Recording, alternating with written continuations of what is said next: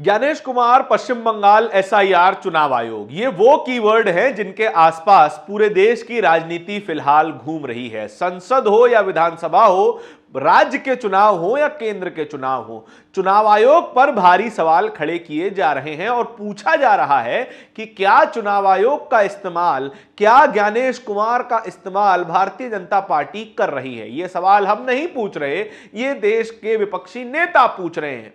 TMC ने महाभियोग लाने के लिए आवेदन दिया था, उस आवेदन पे 193 सांसदों ने सिग्नेचर भी कर दिए थे, लेकिन यह आवेदन खारिज कर दिया गया है।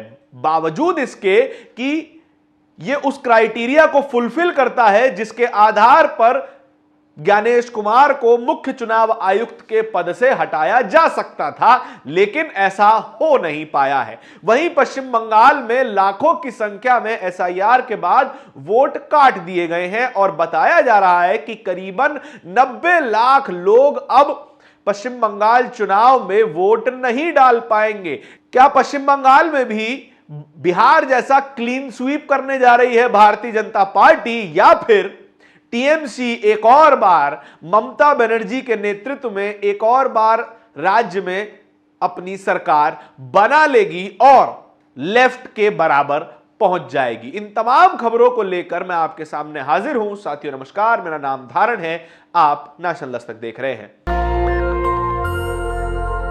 पश्चिम बंगाल से इस वक्त जो खबरें निकलकर आ रही हैं वो ऐसी खबरें हैं जो आपको हमको चौंकाने के लिए काफी हैं, और लोग तो ये कह रहे हैं कि एक बार फिर ज्ञानेश कुमार ने अपनी वफादारी प्रधानमंत्री नरेंद्र मोदी की ओर दिखा दी है। ये हम नहीं कह रहे हैं, पत्रकार कह रहे हैं। शिवम यादव पत्रकार हैं और साफ तौर पर कह रहे हैं कि जो 90 लाख वोट काटे गए हैं, ये एक निर्णायक स्थिति में भारतीय जनता पार्टी को पहुंचा देगा। अगर औसत लगाया जाए कि पश्चिम बंगाल में 294 विधानसभा सीटें हैं, 9 लाख वोट काट दिए, 90 लाख वोट काट दिए गए हैं, डिवाइड कर लीजिए तो 30,000 वोट प्रति विधानसभा उड़ा दिए गए हैं।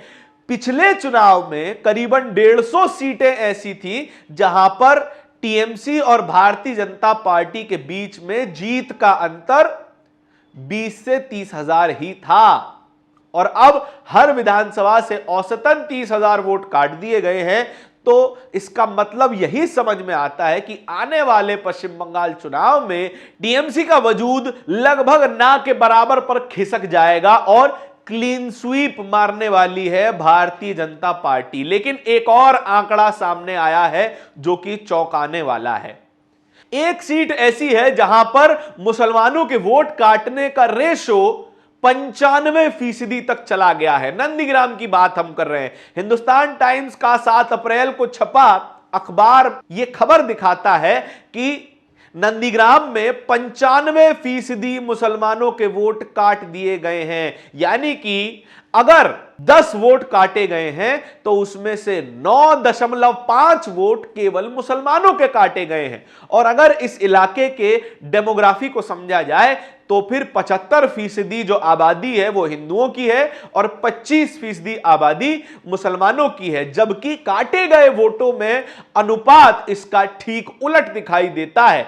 25% मुसलमान और काटे गए वोटों में से मुसलमानों की गिनती 95% और हिंदुओं की गिनती 4.5% तक सामने आती है। और अगर इस बात पर सवाल न किया जाए तो क्या किया जाए? सवाल हम नहीं कर रहे हैं, केवल आपको आंकड़ा बता रहे हैं। यही खबर एक और आंकड़ा पेश करती है, कहती है कि बंगाल में 7 सप्लीमेंट्री वोटर लिस्ट निकलकर सामने आई, लेकिन इन 7 में से 6 सप्लीमेंट्री लिस्ट में से मुसलमानों के वोट कटे, उसका आंकड़ा 60% से लेकर 98% तक जाता है। यह असल में क्या डराने वाले आंकड़े नहीं हैं, यह आप बताइएगा, हम केवल खबर आपको बता रहे हैं। इसके अलावा चुनाव आयोग और ज्ञानेश कुमार से जुड़ी खबर जो है वो ये है कि ज्ञानेश कुमार के खिलाफ महाभियोग का प्रस्ताव लाने जा रही थी टीएमसी, और उसने जरूरी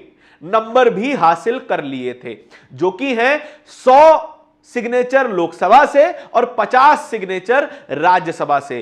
कुल मिलाकर टीएमसी के पास उनके समर्थक दलों को सब मिला लिया जाए तो 193 सिग्नेचर मौजूद थे, लेकिन उसके बाद भी महाभियोग की प्रक्रिया को आगे नहीं बढ़ाया गया और इस याचिका को, इस प्रस्ताव को खारिज कर दिया गया है। और कई जगहों पर रिएक्शन ऐसे आ रहे हैं जो बताते हैं कि किस तरीके से मुख्य चुनाव आयुक्त ज्ञानेश कुमार को बचाया जा रहा है और उन पर महाभियोग की प्रक्रिया को नहीं होने दिया जा रहा।